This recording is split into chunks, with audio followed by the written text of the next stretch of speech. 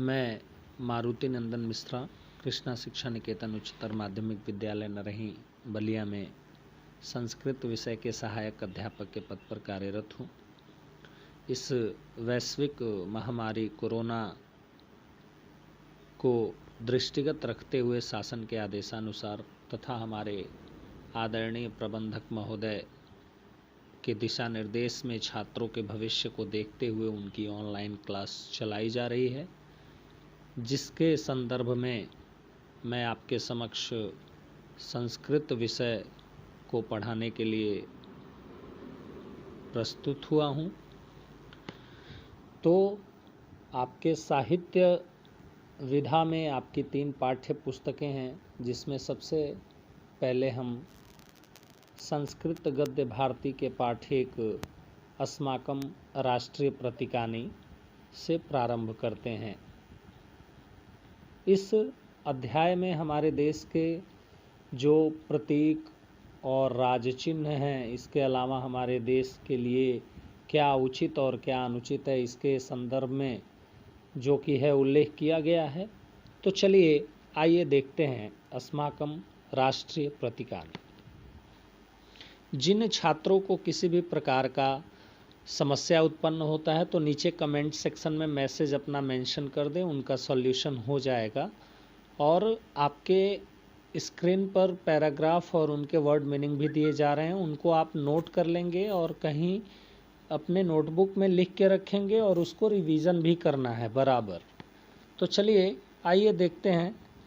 हमारा पहला पाठ है अस्माकं राष्ट्रीय प्रतीकानि।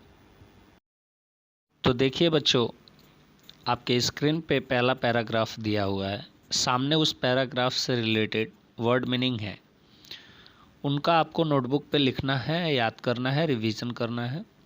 दूसरी चीज़, ये जो वर्ड मीनिंग्स दिए गए हैं, अगर इनके अतिरिक्त भी कोई ऐसा वर्ड है जो वर्ड मीनिंग में न दिया हो और आपको नहीं समझ में आए तो आप पूछ सकते हैं कमेंट सेक्शन के थ्रू। तो चलिए देखते हैं। सर्वेषु राष्ट्रेषु, आपको पिछले क्लासेस में मैं पहले भी बता चुका हूं कि जहां पर जिन शब्दों के साथ ही सु, आसु, एसु आता है, या अपने मूल शब्द के साथ सदैव में का अर्थ देते हैं, सदैव, हमेशा। तो कह रहा है सर्वेषु राष्ट्रेषु, सभी राष्ट्रों में, राष्ट्रीय वैशिष्ट्य युक्तानि, राष्ट्र की विशिष्टता से युक्त, वस्तुनि, वस्तु को, प्रतीक रूपेण, प्रतीक के रूप में, स्वीक्रियन्ते, स्वीकार किया जाता है, तत्रैः, वहाँ के, जनैः, लोगों के द्वारा। तो चलिए देखते हैं।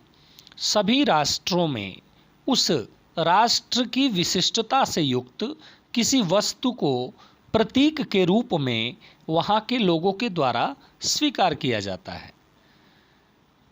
तेषु प्रतीकेषु, तेषु मने उनमें, तेषु मतलब ऐसे जनरली अगर सिंगल में कहा जाए तेषु मतलब क्या होगा तो उनमें होता है, लेकिन उसी समान उच्चारण का अगला शब्द भी आएगा तो केवल वो जो मूल शब्द के साथ अर्थ देता है वो उसका अर्थ नहीं लेंगे। अर्थात अब जैसे तेषु प्रतीकेषु है तो एक ही बार हम बोलेंगे उन प्रतीकों में, ऐसा नहीं बोलेंगे कि उनमें प्रतीकों में। इससे पहले भी एक शब्द आया था सर्वेषु राष्ट्रेषु। अगर अकेले से कोई पूछे सर्वेषु मतलब क्या होता है तो आपको बताना है सभी में, लेकिन अगर कोई कहे सर्वेषु राष्ट्रेषु तो वो दोनों में मूल शब्दों में, दोनों मूल शब्दों में का अर्थ दे रहा है, इसलिए वो एसु एसु लगा के सेम आ रहा है। और ऐसा ही होता है व्याकरण के नियमानुसार। तो यहाँ पे देखना है, जैसे पहले बोला गया सर्वेषु राष्ट्रेषु, सभी राष्ट्रों में, और उसी तरह यहाँ है तेषु प्रतीकेषु, उन प्रतीकों में। तो कह रहा है तेषु प्रतीकेषु, उन प्रतीकों में, तद, उस, राष्ट्रस्य, राष्ट्र का, गौरवम, गौरव, चारित्र्यम, चरित्र, गुणाः च, और गुण, च कभी भी अपने एक शब्द पीछे आकर अपना अर्थ देता है और का। जैसे अगर कोई कहे माता च पिता, तो माता च पिता तो बीच में च है तो च और च का अर्थ ही होता है और, लेकिन वह अपने मूल शब्द से, अर्थात वह अपने एक शब्द पहले ही अपना मूल अर्थ देता है। अब माता च पिता कहें तो इसका मतलब हो गया और माता पिता, इसीलिए अगर इसको सही बोलना है तो माता पिता च, इसीलिए च पिता बोलते हैं। तो माता और पिता। तो देखिए कह रहा है कि तेषु प्रतीकेषु, उन प्रतीकों में, तद राष्ट्रस्य, उस राष्ट्र का, गौरवम गौरव, चारित्र्यम चरित्र, गुणाश्च और गुण, प्रतिभा संते, प्रतिभा संते मतलब होता है दिखाई पड़ता है। तो कह रहा है उन प्रतीकों में उस राष्ट्र का गौरव, चरित्र और गुण दिखाई देता है। तान एव, उन्हें ही, राष्ट्रीय प्रतीकानि, राष्ट्रीय प्रतीक, निगद्यन्ते, कहा जाता है। तो उन्हें ही राष्ट्रीय प्रतीक कहा जाता है। तो बच्चों एक बार फिर से देख लेते हैं ये लाइन। सभी राष्ट्रों में उस राष्ट्र की विशिष्टता से युक्त वस्तु को प्रतीक के रूप में वहाँ के लोगों के द्वारा स्वीकार किया जाता है। उन प्रतीकों में उस राष्ट्र का गौरव, चरित्र और गुण दिखाई देता है। इन्हें ही राष्ट्रीय प्रतीक कहते हैं। तो चलिए नेक्स्ट पैरा पे चलते हैं। अस्माकं राष्ट्रे, हमारे राष्ट्र में, भारते अपि, भारत में भी, अस्माकं राष्ट्रे भारते अपि, हमारे राष्ट्र भारत में भी, कतिपयानि, कुछ, प्रतीकानि, प्रतीकों को, स्वीकृतानि, स्वीकार किया गया है। कह रहा है अस्माकं राष्ट्रे भारते अपि कतिपयानि प्रतीकानि स्वीकृतानि सन्ति, हमारे राष्ट्र भारत में भी कुछ प्रतीकों को स्वीकार किया गया है। आगे कह रहा है तान्य अस्माकं, उनमें हमारा, चारित्र्यम चरित्र, संस्कृतिम संस्कृति, महत्वम च और महत्व, व्यंजन्ति मिले हुए हैं। उनमें हमारे चरित्र, संस्कृति और महत्व मिले हुए हैं।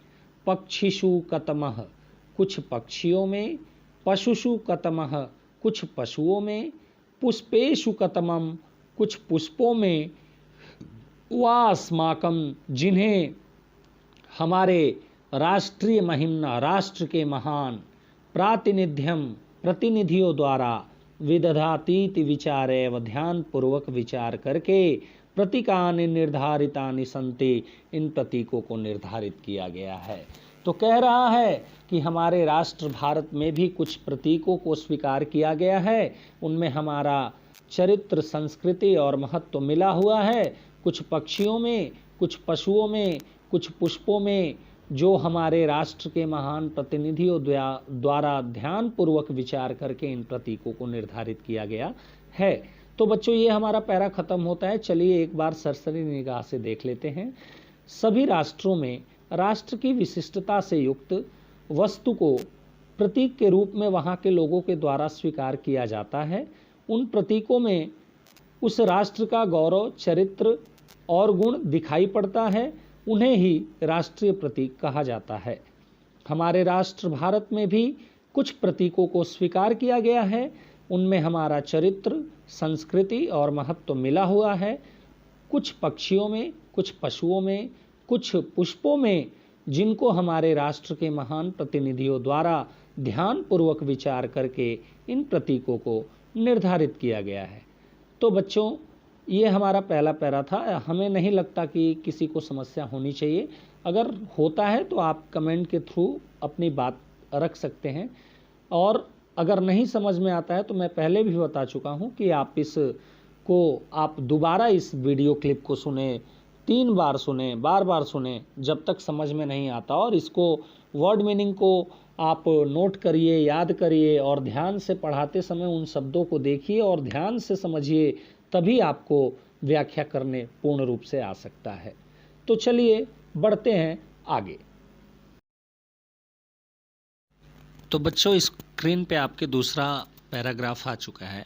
देखिए कह रहा है मयूरः पक्षिषु मयूरः राष्ट्रीय पक्षी रूपेण स्वीकृतो अस्ति। यानी पक्षियों में मोर को राष्ट्रीय पक्षी के रूप में स्वीकार किया गया है। मयूरो अतीव मनोहर पक्षी वर्तते, मोर जो है वो अत्यंत सुंदर पक्षी है।